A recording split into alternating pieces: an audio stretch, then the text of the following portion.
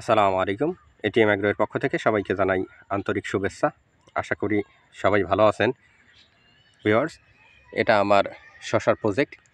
এখানে আমি একই জমিতে দ্বিতীয়বার শশা চাষ করেছি। পরীক্ষামূলকভাবে আমি এখানে 3টা বেডে শশা চাষ করেছি। জাত হচ্ছে অলরাউন্ডার 2 এবং দিনার। ভিউয়ার্স, এটা আমার গত বছরের মাচা, গত বছরের নেট, গত বছরের মালসিং। এখানে শুধুমাত্র বেডটা আমি একটু কোদাল দিয়ে কোবাইছি এবং সাথে কিছু জৈব সার এবং রাসায়নিক সার ব্যবহার করেছি।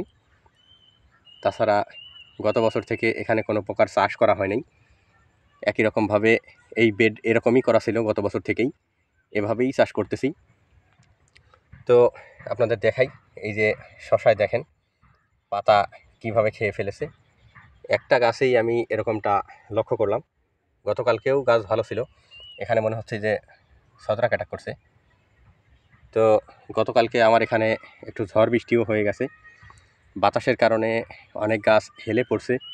এছাড়া বৃষ্টির কারণে গাছের শিকড় বের হয়ে গেছে। আপনাদের দেখাই একটু, এই যে দেখেন ভিউয়ার্স, প্রতিটা গাছেরই প্রায় এরকম শিকড় বের হয়ে গেছে এবং গাছগুলা হেলে পড়ছে। এই যে এরকম হেলে গেছে, অনেক গাছ এরকম হেলে পড়ছে।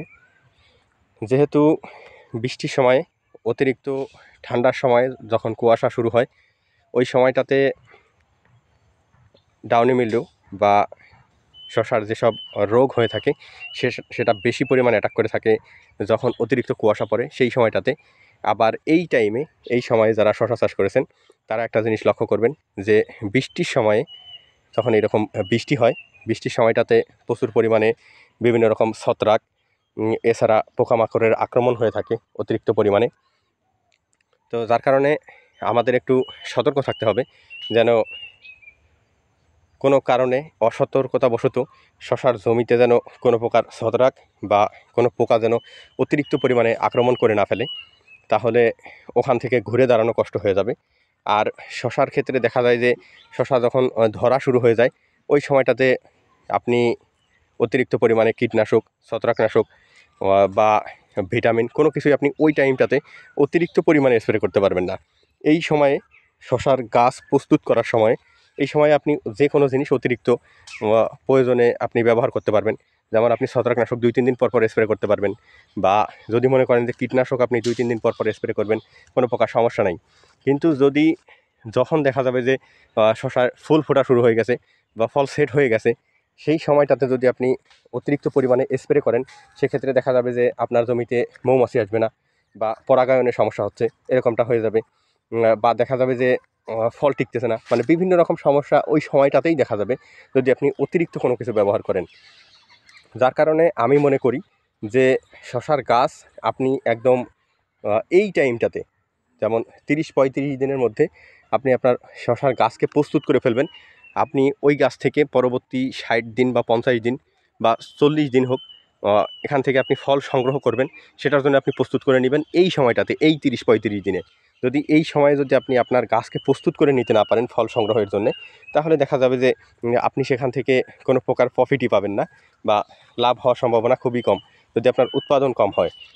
তো ভিউয়ার্স, আজকে আমি, যেহেতু গতকালকে বৃষ্টি হয়ে গেছে, তার কারণে আমি এখন একটা ছত্রাকনাশক ব্যবহার করব। এই ছত্রাকনাশকটা এর আগেও আমি আপনাদের দেখিয়েছিলাম, রোবরাল। এটা মার্কেট করে হচ্ছে অটোক্রুপ কেয়ার।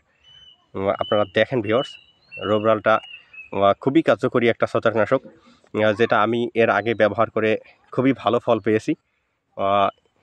এবারও আমি শশাতে রোবরালটা এবারই প্রথমবারে, অর্থাৎ এই প্রজেক্টে এইবার আমি প্রথমবার রোবরালটা ব্যবহার করব। রোবরাল ব্যবহার করব হচ্ছে প্রতি লিটারে 2 গ্রাম, প্রতি লিটারে 2 গ্রাম। ভিউয়ার্স, আপনারা গ্রুপটা একটু দেখে নিন। এছাড়া এর সাথে আরেকটা জিনিস অ্যাড করব, সেটা হচ্ছে পাতা খেকো পোকা দমন করার জন্যে ইওকা। এটাতে বিভিন্ন রকম কাজ হয়ে থাকে, শুধুমাত্র পাতা খেকো পোকাকেই এটা দমন করে না, বিভিন্ন রকম পোকাকে এটা দমন করে থাকে। আপনাদের দেখাই এটা কি কি পোকার জন্য কাজ করে। এটা হচ্ছে মাকড়, সাদামাছি, জ্যাসিড, অ্যাফিড, থ্রিপস এগুলা রোগের জন্য এগুলা পোকা দমন করে থাকে। তো এটা ব্যবহার করব প্রতি লিটারে 1 মিলি, প্রতি লিটারে 1 মিলি। ভিউয়ার্স আপনারা গ্রুপটা দেখে নিন, ইউকা যদি না পান তাহলে গ্রুপ মিলিয়ে এই গ্রুপটা ব্যবহার করবেন। এই গ্রুপের ওষুধ ব্যবহার করলে, কীটনাশক ব্যবহার করলে ইনশাআল্লাহ ভালো কাজ করবে আমি আশা করি। এটা মার্কেট করে হচ্ছে নেটিভ গ্রুপ কেয়ার। যদি এরকম ব্যবহার করেন তাহলে আমি মনে করি যে পোকা এবং ছত্রাক দুইটার আক্রমণ থেকেই আপনি আপনার শশার প্রজেক্টকে রক্ষা করতে পারবেন।